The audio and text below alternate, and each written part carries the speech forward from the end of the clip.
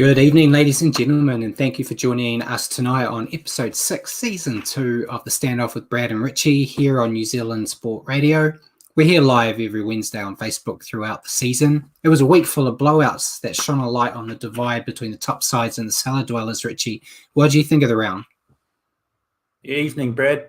There was definitely an element of the cream rising to the top this weekend, wasn't there? With Panthers and Rabbitohs and Storm all sort of winning big.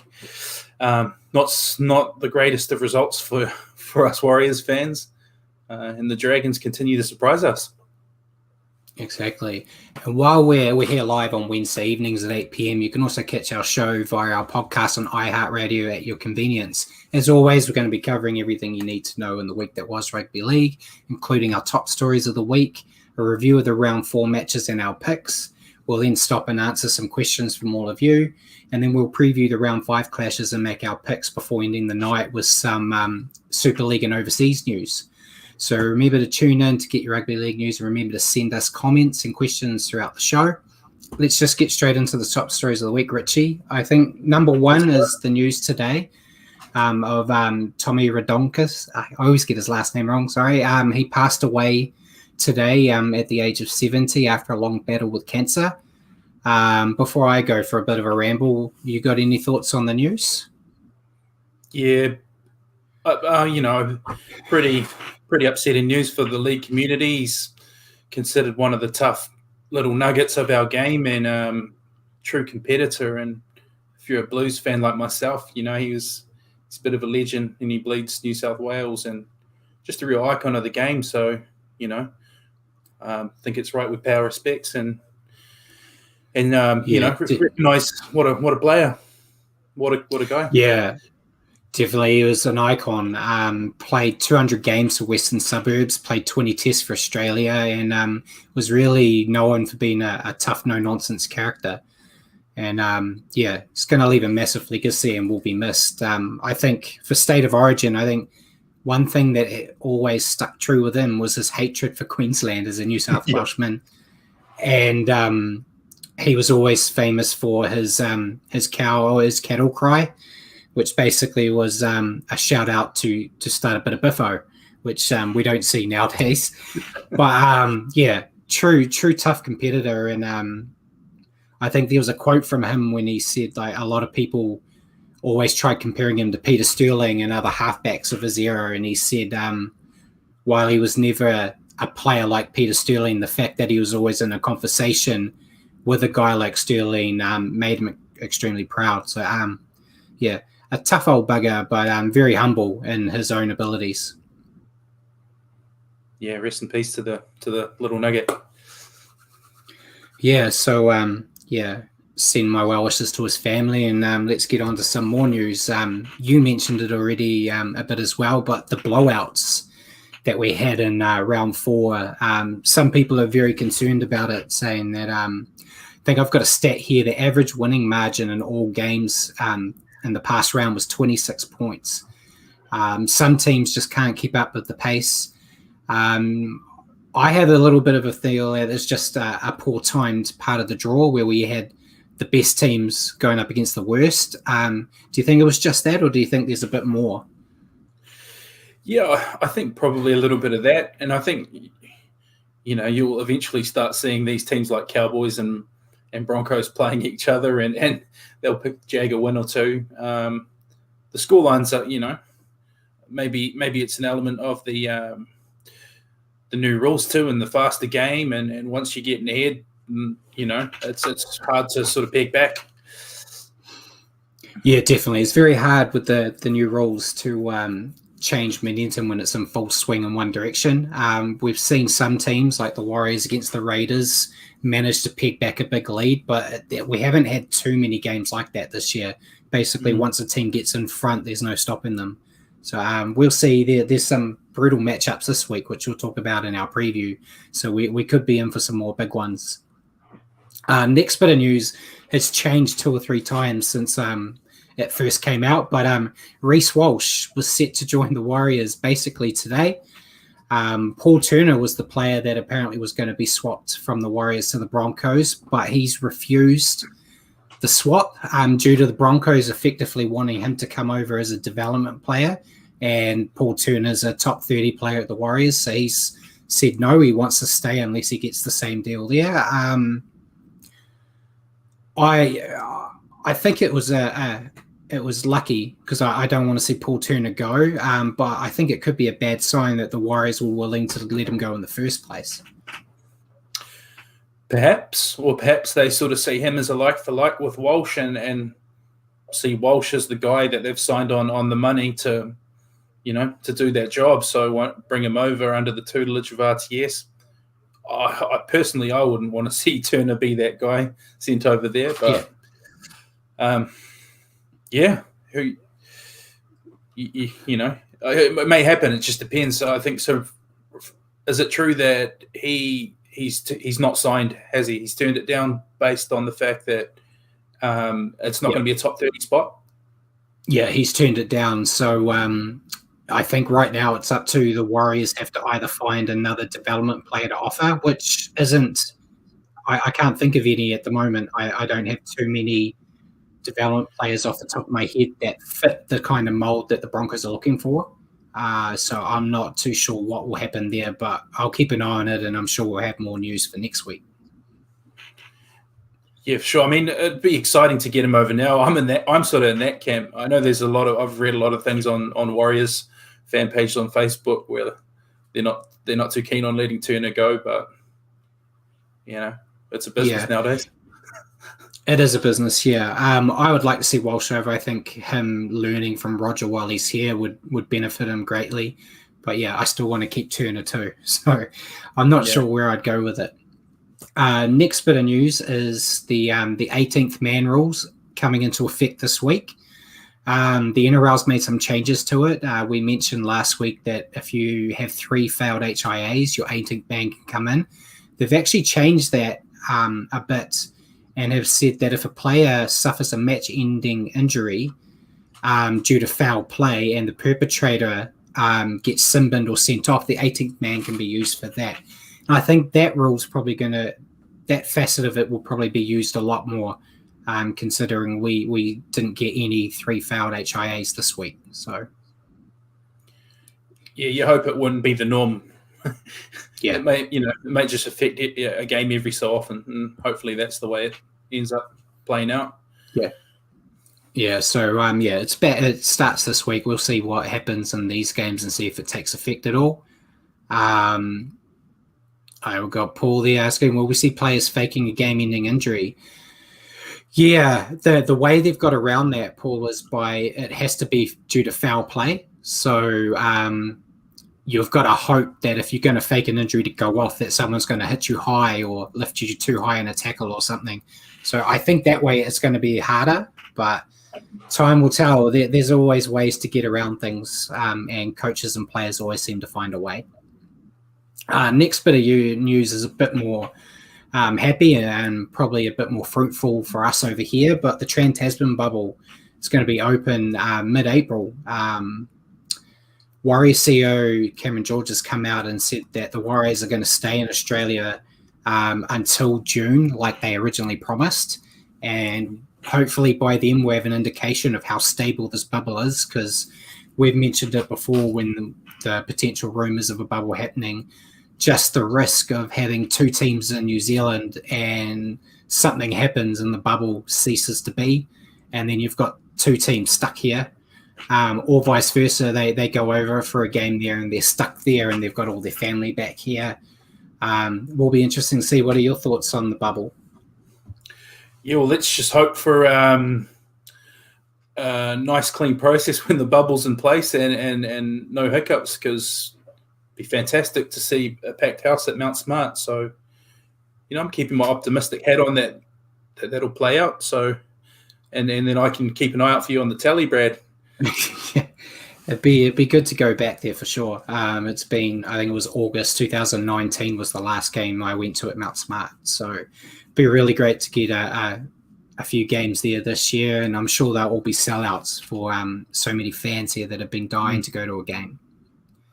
Next bit of news, George kind of mentioned it already, but Jake Friends announced his retirement due to his ongoing concussion. concerns. He's a 3-time premiership winner. He did have a great career, and it's not really the way anyone would want their career to end. But at the end of the day, health comes first, and I'm sure he hasn't made this decision lightly, and I'm sure he's spoken to a lot of doctors and the Roosters themselves. And if they've come to this decision, it's obvious that he actually did need to. Boyd Cordner's still there with similar issues. There's been no word on if he's going to retire this year or not. We'll just have to see how that develops. He hasn't had any games this year yet, and isn't going to for quite a bit of time. So yeah, sad way to see Friend go, but he's had a hell of a career. Yeah, all you can do is wish him all the best on the next chapter and congratulate him on a great career. You know, he's kind of like what Gavin said in the comments. He's been an absolute workhorse. So you're on the money there, Gavin. So yeah, sad to see it in that way, but congrats to him on a fine career. Yeah, and I'm sure he'll find himself a job at the Roosters in some mentor or coaching capacity if that's what he decides to do. A bit like what they've got with Sonny Bill there at the moment.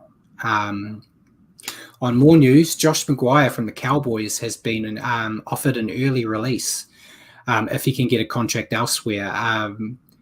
He's been quite honest with his assessment of how the Cowboys are at the moment, labeling them soft.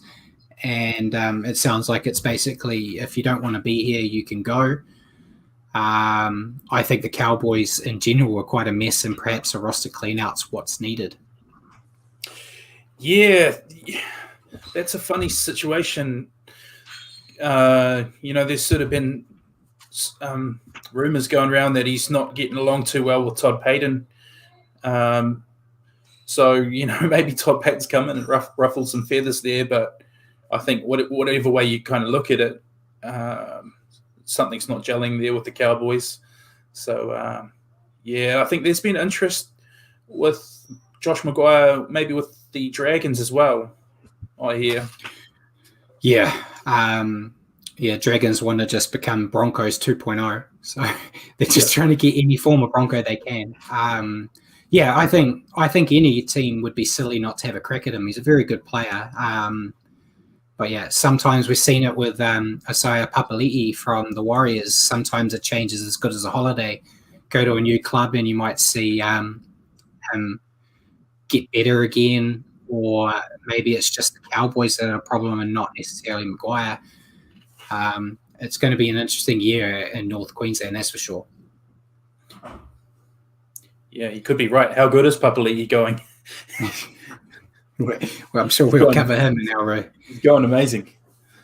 Yeah, and Tigers news, Moses Imbai has been given permission to talk to rival clubs after he actually advised the club that he doesn't think he's giving them value for money. It's not for this year, though. He said he didn't want to leave the club in the lurch and leave during the season. He just wants to leave a year early. I think it's quite, you don't really hear that story a lot where a player comes to their team and says, I don't think I'm good enough. Can you let me go? It's a bit refreshing. He's kind of looking, it sounds like he's looking for the Tigers' best interests, not just his own. I think he is a talented player. I just think like he said, he's not giving them value for money. So I think there's a few other teams that could probably do with a player of his caliber. Broncos, so basically any of those teams at the bottom could do with a player like that. Yeah, well, it's a pretty honest assessment of himself. He's, like you say, he's talented, but I guess perhaps he isn't sort of delivering as per what his salary would suggest he should, because he's on some pretty decent coin there. And teams like the Broncos could probably look at themselves and have a few players on their roster that could say the same things about themselves. Yeah. Yeah. And then our last bit of news before we go into our round 4 review, just some injuries. So Adam Fanor-Blake from the Warriors injured his knee early in their game against the Roosters, and he is scheduled to be out for 8 to 10 weeks. As a Warriors fan, that gave me a little bit of a heart attack today when I heard that news. What are your thoughts on it? It's a big loss. Oh yeah, I was gutted when I heard it. I think I messaged you straight away. But yeah, it's a shame. He was shaping to be a pretty big figure in our pack. We'll just have to try and plug the hole, the sizable hole, as best we can. Yeah, and then the last ones were just some Knights news. We're going to cover the Knights game shortly, but they had a few injuries, the main one being Mitchell Pearce. He injured his pec, and it's going to see him on the sidelines for 10 to 12 weeks. Kurt Mann suffered a head knock in that game, and he's going to be gone for 2 weeks. And Tex Hoy did his hamstring, is out for 3 weeks. Tex Hoy's probably not that big of a loss because Kalen Ponga's coming straight in, which is a pretty good replacement for Hoy. But Pearce and Mann, I think, losing both your halves, much like the Roosters have got some great young talent. I don't think the Knights have the depth that the Roosters do. They do have Blake Green, who offers a lot of experience. But I believe they got Connor Watson and Blake Green in the halves this week, which doesn't really strike fear into the hearts. No, that game was a bit like a battle zone. It was casualties everywhere, and Mitchell Pearce's one was pretty nasty. He's just chucking his arm out there, and those injuries are never too great. Yeah, I think you're right, Brad. Ponga coming back is nice for them, but man, they've got a pretty hefty casualty ward to try and cover. Yeah, it's not good for them at all. So yeah, that's all we've got for news now. So let's just crack into our round 4 review, starting with Thursday night's game with the Panthers demolishing the Sea Eagles 46-6. Not really a surprise in this one, Richie. Panthers made it look easy. I thought their left edge was devastating with Villalami Kakau, Jerome Luai, and Brian To'o. Kakau and To'o both scored a double, and Luai set up 3 tries.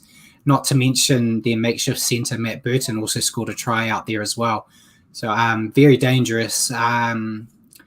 It's glorified practice run. You can't really say much about Manly. They just look a mess. Yeah, we could have said this before the match. That's pretty much how I saw it. I saw something similar to this happening, so it happened. Panthers were ruthless, and Sea Eagles not looking too flash. Let's hope they carry that over to this weekend. Fingers crossed. Yeah, I don't know how they're going to get better. Tommy Turbo was really their only chance, but I think even now, even his inclusion isn't going to make them better. Well, they're just missing all the little things, like their completion rate is bad every week, and they're leaking so many points. I think they're averaging close to 40 points a game, something like that. So, you're not going to be in a lot of games if that's what you're putting up every week. Yeah. And then the first game on Friday, we had the Rabbitohs defeating the Bulldogs 28-0. Third game in a row for the Bulldogs to not score a single point. They're only the second team in history to do that. The first team that did it was the Sharks in 2014, and they went on to win the Spoon that year. So I see Simon's put there, "Way we should have kept the North Sydney Bears instead of Manly." 100%. I love the Bears. Yep. So yeah, I don't like Manly, so it's an easy swap for me. But yeah, back to the Bulldogs. What can they do to improve their attack? That's a tough one, Brad, because in the past few games they've got over the line a couple of times only to be held up or get close to it, but not quite get there. And once that happens, they don't look likely at all after that. And I don't know, where do you go? Especially this weekend, they've got the Storm coming up. So the danger for them is the same thing happens, and then they own that record outright. Yeah, 4 games in a row scoring. They made changes to their team to try to improve their attack, bring Lachlan Lewis into the game, which I thought was the right way to go. Unfortunately, he lasted 5 minutes before going off injured.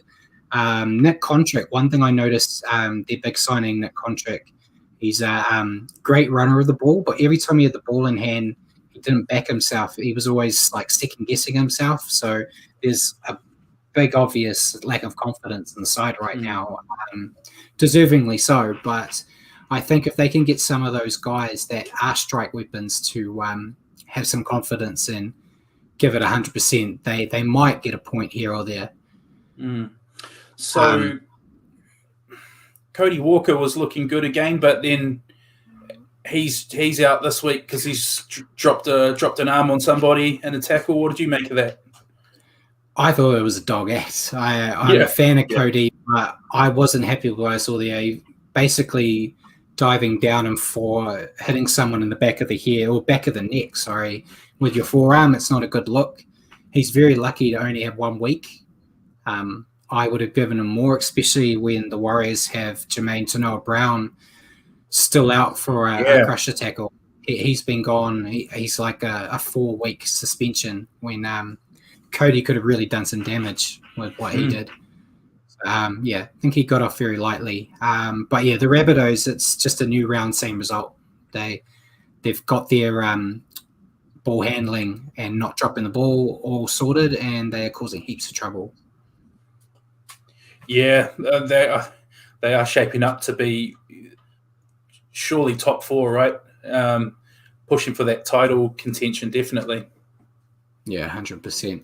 And the last game on Friday, we probably don't need to talk about it too much, but it was the Storm defeating the Broncos 40-6. It was basically just the Pappenhausen show. He scored 24 points in the first half, most points by an individual player in a single half in over 40 years. He didn't score any tries in the second half, but he was heavily involved and got 2 try assists to add. Not really much more to say about the game. The Storm's just at another level, and I thought the Broncos did look better, but they're still a long way off. Yeah, your assessment's pretty good, Brad. That was the Pappenhausen show, even if it was just a little window there where he crammed all his work into. Boy, he looks fast. It seems to be whenever someone sort of makes a break or half break, he sort of just explodes right by their side out of nowhere. And you know who it reminds me of? One Billy Slater. Support plays very much like Billy in my head. You know, I sort of see the same sort of support lines he used to run. So I wonder how much influence Billy's had on his game. Yeah, I'm sure he's learnt a lot from Billy. I think the scary thing is at his age, the best is probably yet to come. So I know everyone likes to talk about Tedesco as the best fullback, but I think he's looking over his shoulder. Yeah, he has to be. He's getting close. Teddy's got that all-round game, and he looked fantastic on the weekend again. So a lot of fullback choices for New South Wales coaches. Definitely. And the first game on Saturday, we had the Sharks smashing the Cowboys 48-10. I thought the Sharks looked strong in this match. They lost a couple of key players, but it didn't stop them. And they basically cruised to victory. I think it was Josh Morris's biggest win since he's become coach. Matt Moylan and Chad Townsend are combining well. And I think this team's just going to go to another level once Sean Johnson's back. And I had them outside of the 8, but I think they're going to prove me wrong. I think they're going to probably get into the 8 quite easily. Yeah, they looked quite good, didn't they? And Kennedy back at fullback too was having a good game. It was against the Cowboys, so you take the result with a grain of salt, I guess. But you can only play what's in front of you, and they put them into the sword as they should have. Yeah, exactly. I think, you'll get a better indication if it's the Sharks going up against the Raiders or the Eels or something like that. It is just the Cowboys right now who I just don't know. I don't know what you can really say about them. They're a mess. I think Peyton must be really upset that he chose them over the Warriors right now because, to be honest, if they don't sort their stuff out, he might not be around much longer there. Shouldn't laugh. It's not great to say that, but I just don't see any improvement in this side. Yeah, I think you'll see a lot of the landscape changing there. I think Todd Payton's trying to stamp his print on that side, and you're seeing it with guys like Maguire being told they can look elsewhere. So, yeah, we'll see. I think that landscape's still got a bit of changing to do. Yeah. And then the next game on Saturday, we saw the Raiders defeat the Titans 20-4. It was the first close match of the game around. It was the first half I thought was quite a brutal battle between the forward packs, and the only difference really was Jared Croker's boot, who gave the Raiders a slim lead at halftime. But the Raiders' defense just kept piling pressure on the Titans in the second half, and a couple of tries later, and the game was theirs. Raiders still look like a top 4 threat. They've got a great pack. They've got attacking threats all over the back line, and their defense is good, which is those are kind of the 3 ticks you need to be successful in the NRL. The Titans are just keep building. Big Tino was my standout in this match. He ran for over 200 meters for the Titans in a losing effort. They do have a top 8 worthy side, and if they keep improving like they have been each couple of weeks, I think they'll get to the 8. Yeah, I think Tino's been probably one of the standouts for them all year. He's been great pretty much every game. What an acquisition he is for them. I think the game itself was a real tough game, so it sort of what it told me was I think both these sides will be in the 8 come the business end. Yeah. And then the first game on Sunday, we had the Dragons defeating the Knights 22-13. This was the only game in our picks we both got wrong. Did not see it coming. It was my upset of the round. I think there's that big asterisk next to it due to all the injuries the Knights had. At halftime, they lost Pierce, Kurtman, and Tex Hoy, and they had to change the whole team round. They had Connor Watson playing at fullback. They had all sorts, and I give them credit in that second half. They tried their best, but the Dragons just got a sniff and just got that lead and held on to it, and looked really good even without Ben Hunt there. So Dragons are just making me look very silly for picking them as wooden spoon. Yeah, they're the team this year. We keep we keep doubting them, and they keep delivering. I kind of thought the Knights would get home in this one. I thought Ben Hunt might be a big loss, but yeah, they did okay to cover him. Maybe all the injuries to the Knights helped because some key players going down there. But yeah, shout out to Tarek Sims. He had an awesome game, a couple of awesome tries from the big man. Yeah, he's really finding a bit of resurgence this year. I thought he had quite a quiet year last season, and yeah, he's really stepped it up, which they do need. They need that from him. And yeah, the Knights, I think the Knights might be in a bit of trouble. I think they're really going to miss Mitchell Pearce. As much crap as a lot of people, myself included, give him, he's very integral to how well that side can go. And yeah, I think they might be a team that misses out on the playoffs because of these injuries. Yeah, potentially it could end up that way. I mean, they just have so many they have to cover, and you saw it with their coach in the press conference afterward, how sort of dejected he looked about the whole situation, and he sort of was doubting that he'd be able to field a full squad come the next round. So, they got some problems. Yeah. Yeah, and then the last game on Sunday was the Roosters wiping the floor with the Warriors 32-12. It's a pressing game to watch for me. It was very frustrating. I picked the Roosters in our tips, but I honestly thought the Warriors would make a match out of it, and they started the game well, but once Adam Fanua-Blake went off injured, they kind of just lost all their impact and fell apart, and went back in time 2 years and went back to one-off running with no real attacking threat whatsoever.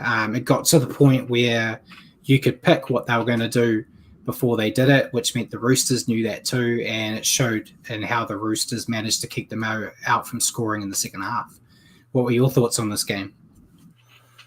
Yeah, I mean, like you pointed out, we started nicely, but once the Roosters clicked into gear, they were relentless on defense and giving us problems. And then young Sam Walker started getting a bit of confidence, and I think he showed he's not out of his depth at this level, and he had a pretty good game for his debut. So, Well, maybe, he was maybe trying to finish the game early so he could get tucked in before he went to bed. It was getting yeah, past his bedtime. he Poor is a little young kid. looking chap. He's very young looking, but he looks like he's got a mature head on his shoulders. And yeah, maybe I underestimated their depth when assessing the Roosters last week, because they look good. Yeah, I think we both did. I still picked them, but I said I didn't see them making the 8. But if they can play like that consistently, I think they're still definitely a playoff team. Yeah, that young man's a very good half. He didn't. Admittedly, the Warriors didn't pressure him as much as they should have, but anytime they did get him early, he got up and he played really well, and definitely a half of the future.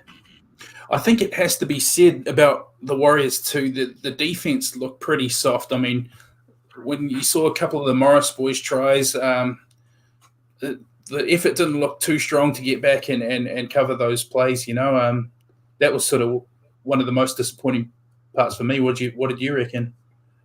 Yeah, their defense was shocking. Normally, I criticize them when I write about them every week. I criticize their defense almost every game, but it's generally their midfield defense. The closer you get to their line, the more structured they seem to get. But that wasn't the case this week. They looked like a mess. There were holes all over the place, and with guys like James Tedesco and the Morris brothers there, you can't give them any opportunity because they'll take it, which we saw with Tedesco's try. He just spied a gap up the middle and was gone. So yeah, I'm going to look at it on the positive side and say it's a good lesson for the Warriors that they can build on this year. I saw an interview with Nathan Brown where they talked about he showed the body language in the video review to the team, showing the body language the Warriors had against the Raiders, the Knights and the Titans compared to the body language they had in the Roosters, and just the change. And said they almost beat themselves. They had no confidence they could beat the Roosters, and it showed in their body language. So it's obviously something they're addressing, getting that confidence. You've got to be confident that you can take it to any team in this competition. So hopefully can't really judge them this week, fingers crossed, due to them playing Manly. But I think once they go up against another genuine side, hopefully we see some improvement. Oh, I just hope I hope and see we put up a bounce back performance this coming weekend, because yeah, Manly aren't looking good, but Fanua Blake and guys like that being out are pretty big blow. So fingers and toes crossed, Brad. Yeah. And then we get to our last game, which was on Easter Monday, with the the Eels beating the Tigers 36-22. I think this was a great match to watch, and despite that score blowing out at the end, it was a real close encounter with the Tigers almost handing the Eels their first loss. It looked close, and then the Eels got two tries in the final minutes to get the job done. But the Tigers look good. I'm impressed with how they've been in the last 2 games against the Knights and then here against the Eels, showing a lot of confidence and a lot of attack.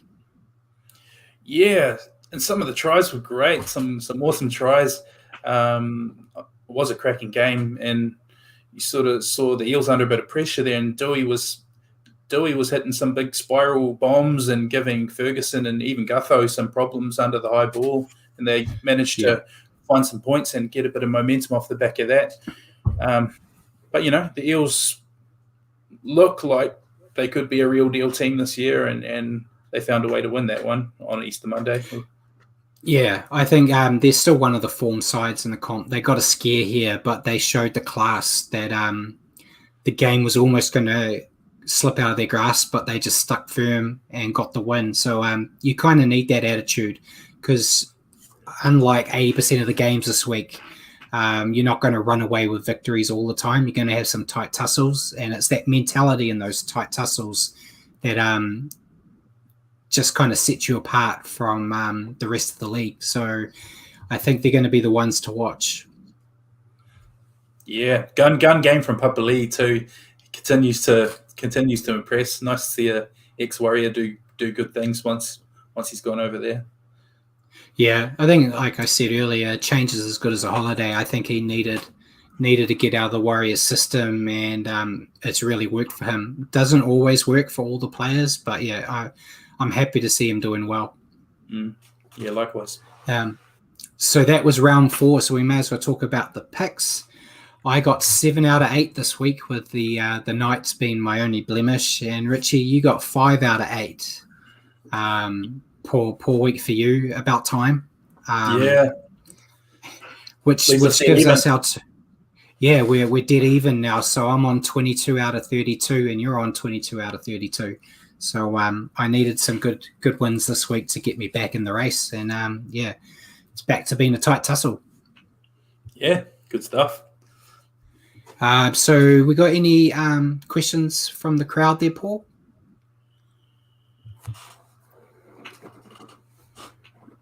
Yep. Oh, before questions, I just thought I'd throw the table up there for you guys. Yep.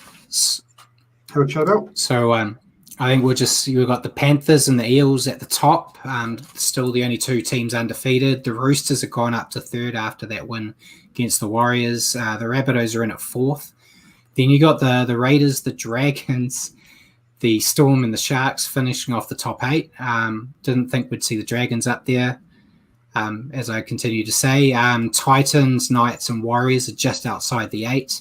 Then you've kind of got the Broncos, the Tigers, believe it or not, after praising them, are right down the bottom as well. And then you've got the Cowboys and Bulldogs, and then Manly, of course, at the very end. So remove that banner there so we can just yeah.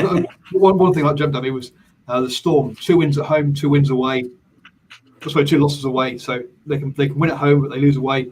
Will we see that continue for the rest of the season, do you think, or do you think the Storm are going to improve their away form? I think they will. I think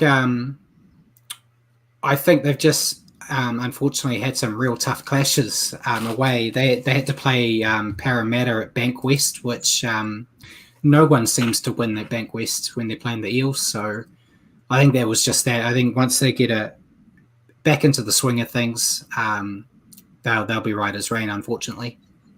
Yeah, you took the words right out of my mouth, Brad. I think they've had the Eels and, in a couple of tough games, and they sort of only got their an easy game this weekend against the Broncos, and now this weekend coming against the Dogs. So I think they'll eventually end up with more wins than losses quite comfortably.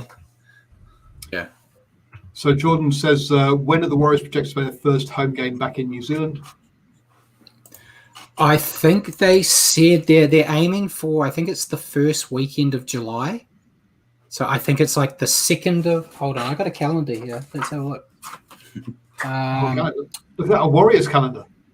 Warriors calendar, 2nd of July, which is Warriors versus Dragons on a Friday night. I think that is the one that they're aiming for, to be back by then. There we go. Nigel Phillips says every ex-Warrior seems to do better when they leave. Why do you think that is?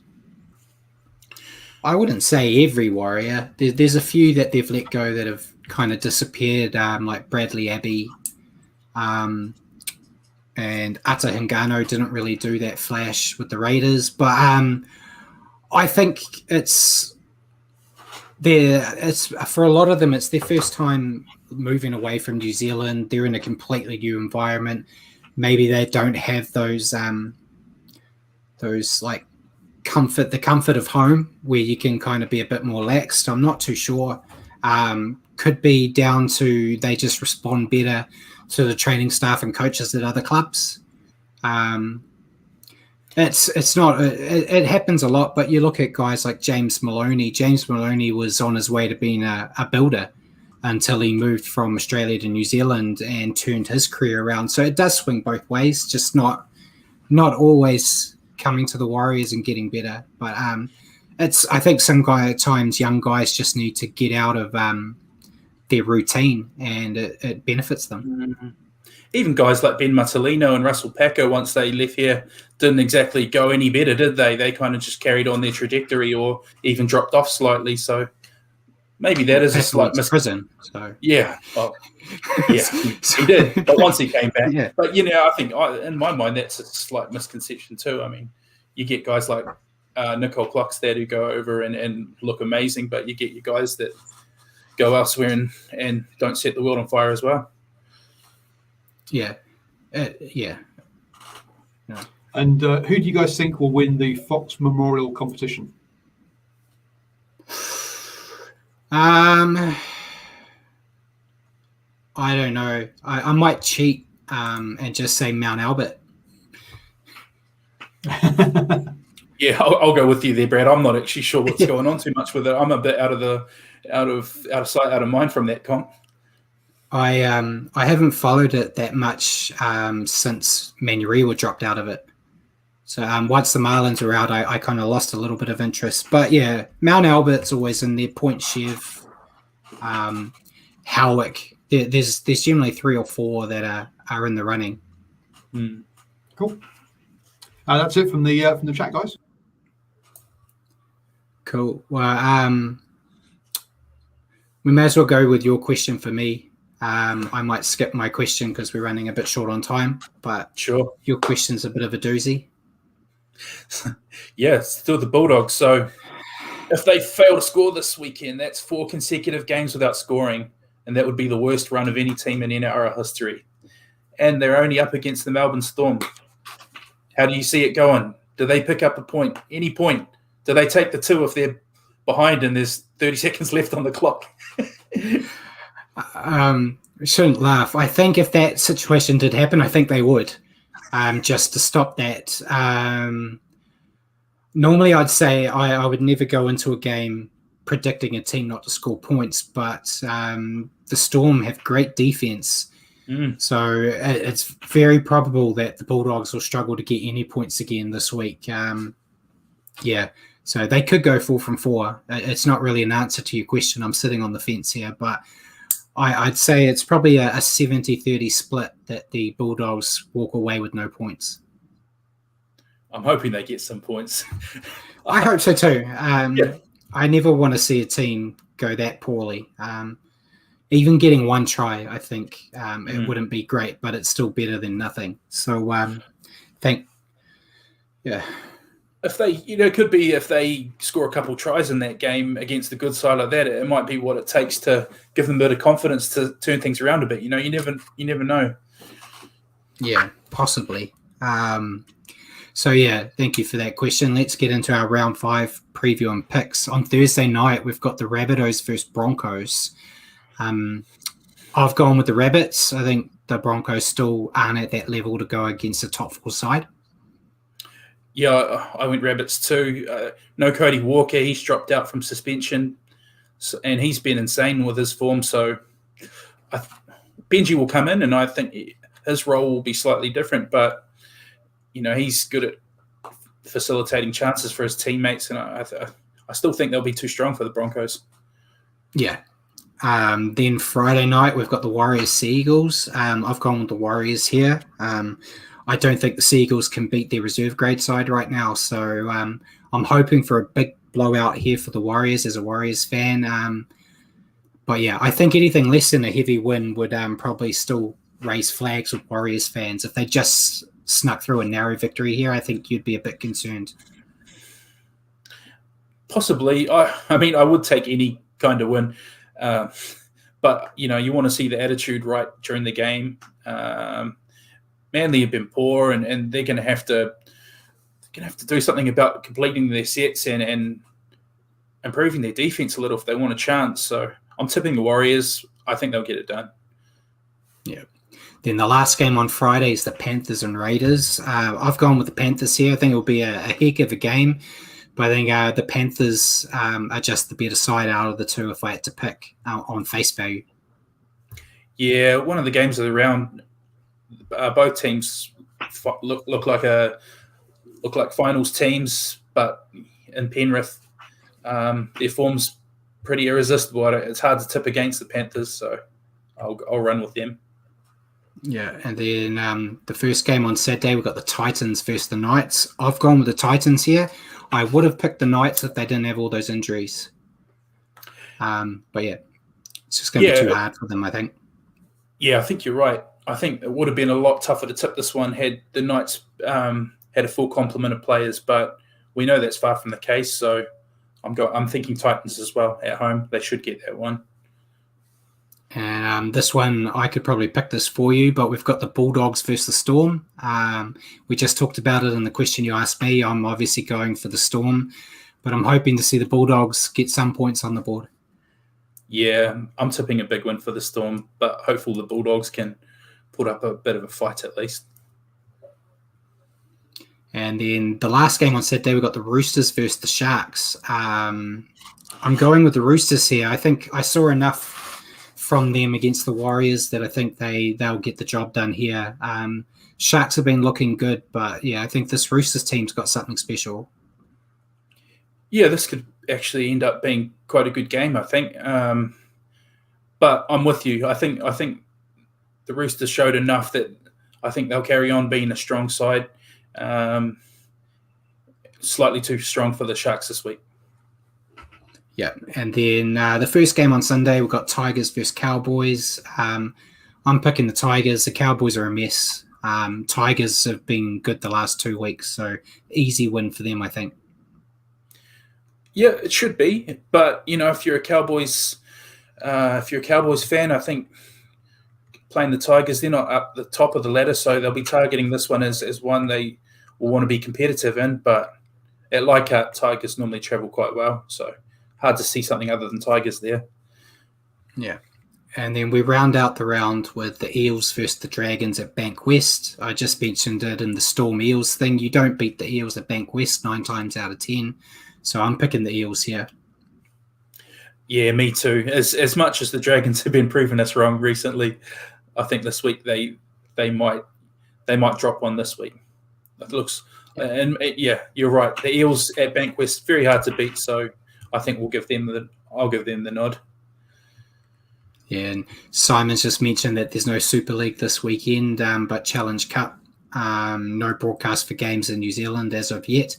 Always good to see you stealing my news off me, Simon. So thank you for that. So our picks, we've picked all the same, so there'll be no tiebreaker this week. But let's see if we can get a perfect round. Hopefully. So before we go, we'll do some overseas news and the Super League. So obviously the Super League's competition is stopped this week, as Simon advised, due to the Challenge Cup. But we did have a bit of news break last week about the USA doing an NARL competition. They have announced that they've got a competition sorted. It's going to kick off on the 19th of June. It's going to be a 14-team comp, including teams from USA and Canada. That's going to be divided into 3 conferences.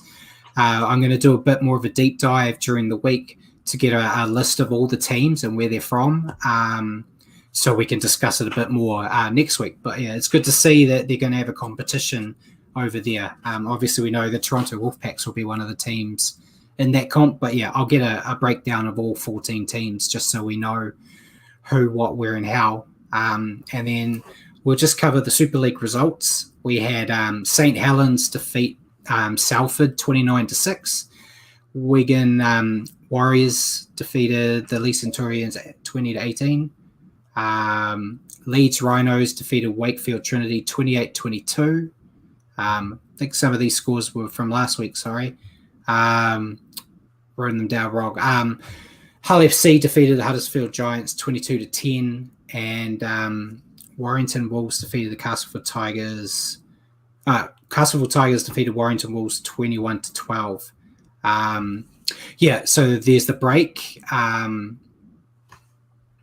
going this week, and we're going to have a few more. I didn't get the round due to the fact that they're playing Challenge Cup. I didn't get the lineup in Challenge Cup either, but I'll get those results for our show next week. Anything you want to say about Super League, Richie, or the International? Well, yeah. As you were reading out those results, I think you're right. From the previous round, I don't think we touched on it too much in depth last week. But did you catch the Catalans Dragon versus Hull FC game? No, I missed it. I managed to catch a bit of a replay of this crazy sort of game. Catalan were up something like 20-something to 4, and then Hull came back and forced Golden Point, and then James Maloney kicked the field goal to make that scoreline 29-28 there. So, yeah, it was strange without the crowd, but yeah, heck of a game. Yeah, so next week we'll have the Challenge Cup results to talk about, so it should be good. But thank you, ladies and gentlemen, for tuning in tonight and joining us on the Standoff with Brad and Richie for your weekly update on rugby league. Tune into the show next week at 8 p.m. here on Facebook or at your convenience on iHeartRadio. Just remember to search for New Zealand Sport Radio. And a little reminder, folks, that the day after the Warriors game, Brad will be giving us a post-match report. Will be on the morning sports briefing, so you can check that out as well. But as well as join the guys next week. So thanks, guys. Also, folks, don't forget you can support New Zealand Sports Radio via patreon.com/NZ Sport Radio.